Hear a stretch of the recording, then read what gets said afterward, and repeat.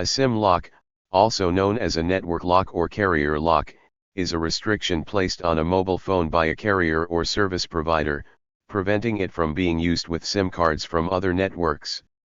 This lock is typically implemented as part of a contract or to ensure the device remains on the provider's network. Unlocking a phone removes this restriction, allowing it to be used with any compatible SIM card. It is a technical restriction built into GSM and CDMA mobile phones by mobile phone manufacturers for use by service providers to restrict the use of these phones to specific countries and/or networks. This is in contrast to a phone, retrospectively called SIM-free or unlocked, that does not impose any SIM restrictions. Generally, phones can be locked to accept only SIM cards with certain international mobile subscriber identities, IMSIs.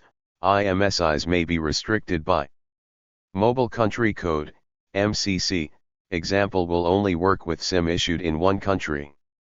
Mobile Network Code, MNC, example AT&T Mobility, T-Mobile, Vodafone, Bell Mobility etc. Mobile Subscriber Identification Number, MSIN, i.e., only one SIM can be used with the phone. Additionally, some phones, especially Nokia phones, are locked by group IDs, GIDs, restricting them to a single mobile virtual network operator, MVNO, of a certain operator. Most mobile phones can be unlocked to work with any GSM network provider, but the phone may still display the original branding and may not support features of the new carrier. Besides the locking, phones may also have firmware installed on them which is specific to the network provider. For example, a Vodafone or Telstra branded phone in Australia will display the relevant logo and may only support features provided by that network, e.g. Vodafone Live. This firmware is installed by the service provider and is separate from the locking mechanism. Most phones can be unbranded by reflashing a different firmware version, a procedure recommended for advanced users only.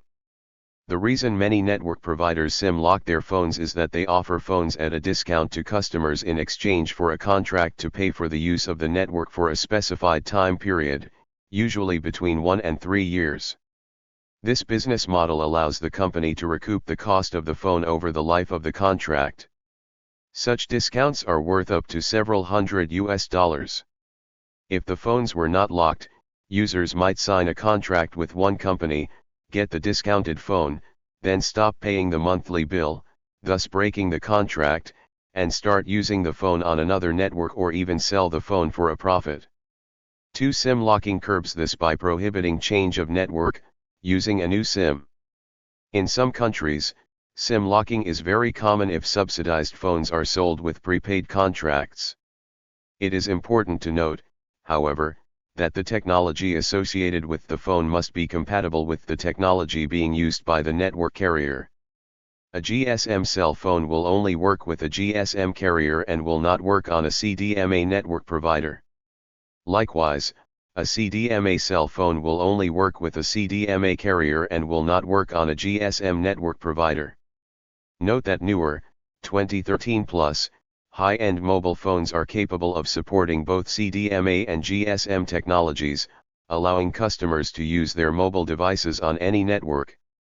Examples of these mobile devices are the Apple iPhone 5C, 6 and newer, Motorola's G4, G5, X Pure, Samsung's Galaxy S6, S7, S8 smartphones, mostly phones based on a Qualcomm Snapdragon chipset or radio. In some jurisdictions, such as Canada, Chile, China, Israel, and Singapore, it is illegal for providers to sell SIM-locked devices. In other countries, carriers may not be required to unlock devices or may require the consumer to pay a fee for unlocking. Unlocking the phone, however, is almost universally legal. Additionally, it is often legal for carriers to force SIM locks for certain amounts of time, varying by region. Unlocking technology. A handset can be unlocked by entering a code provided by the network operator. Alternative mechanisms include software running on the handset or a computer attached to the handset, hardware devices that connect to the handset or over the air by the carrier. Usually the unlock process is permanent. The code required to remove all locks from a phone is referred to as the master code, network code key, or multi-lock code. If the phone is network locked, it will typically display one of the following messages: SIM network pin blocked, enter lock pin.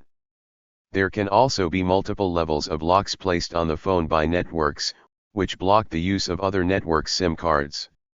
These are usually referred to as network control key, NEC, and service provider control key, SPCK. Additionally, a regional lock exists which is specific to Europe, and it is called region control key, RGCK. Typically, a locked handset will display a message if a restricted SIM is used, requesting the unlock code.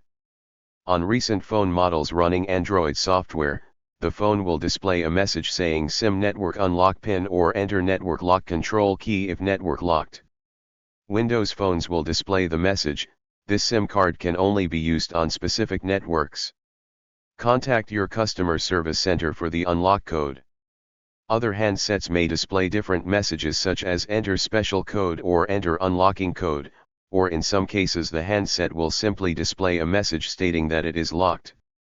Once a valid code is entered, the handset will display network unlocked or network unlock successful.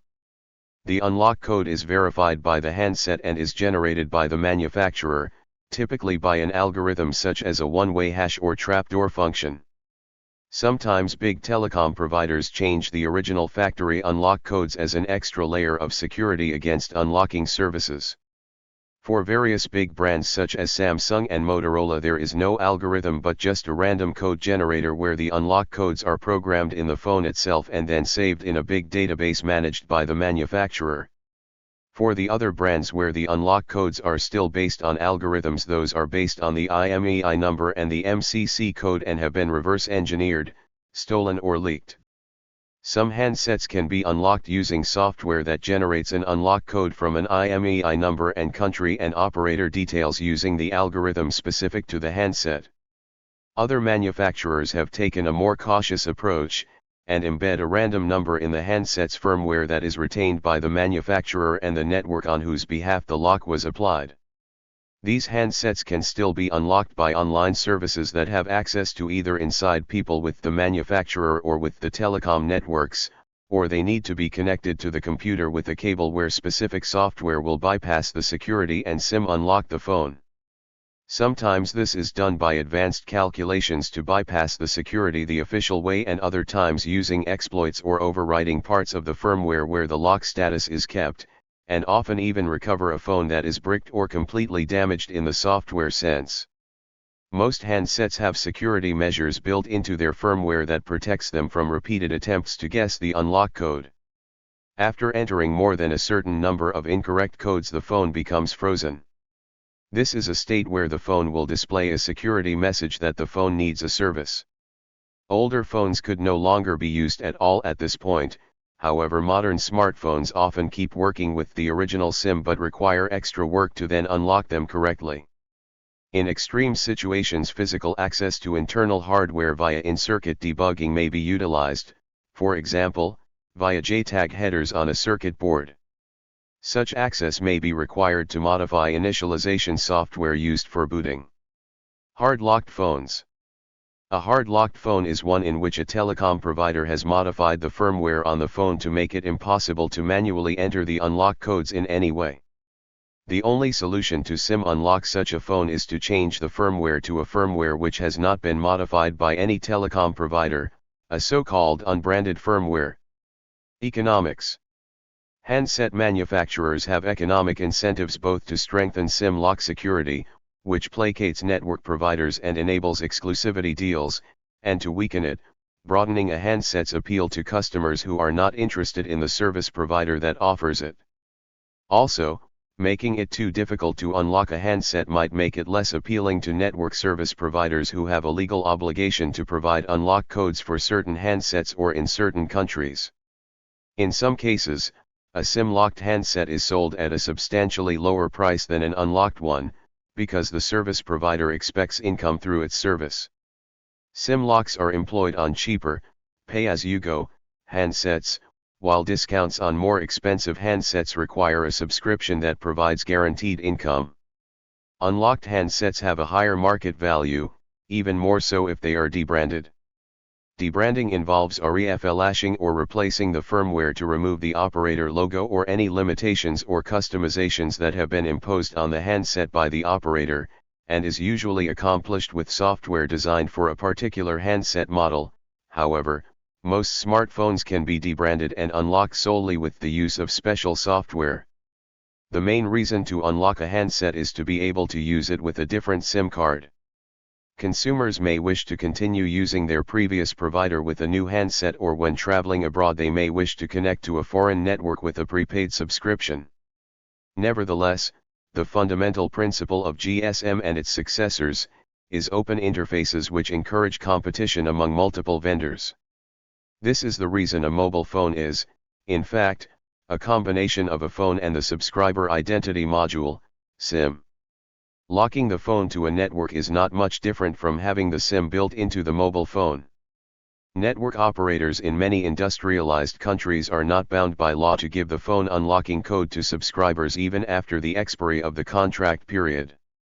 A practice known as box breaking is common in the United Kingdom and other markets. This involves purchasing subsidized handsets, usually pay-as-you-go, from retail stores, unlocking the phones, and then selling them, often abroad, for a higher price than the subsidized retail price. The SIM card that came with the handset is then either thrown away, sold, or used elsewhere. This practice is legal in the UK and provides a de facto limit to the extent to which networks are willing to subsidize pay-as-you-go handsets.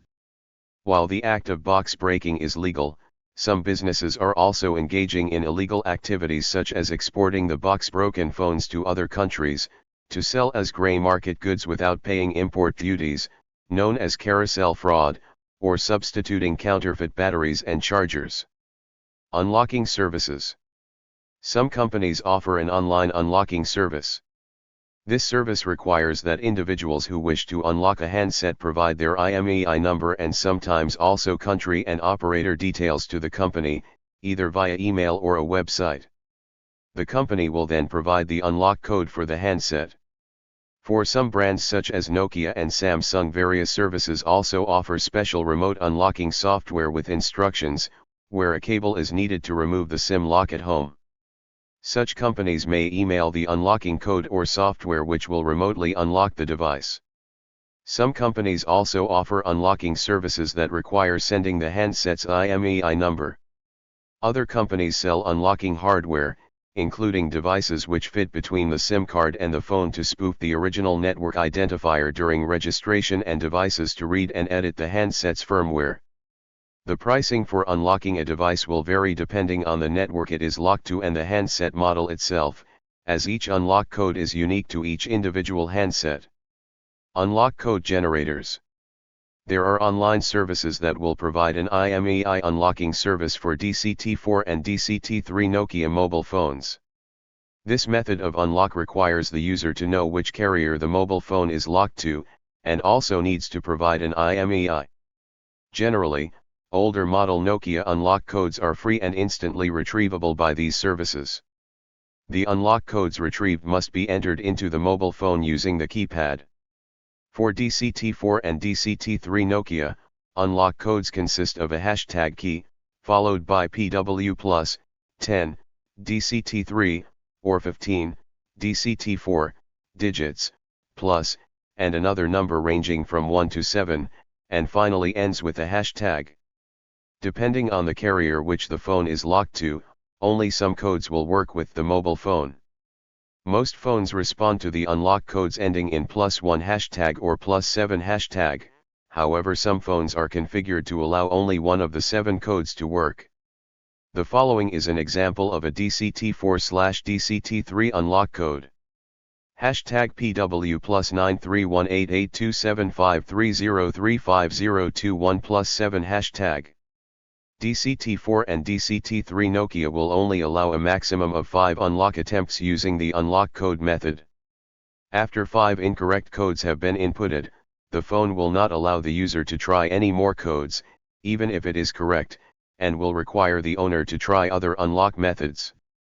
Thank you for watching this video.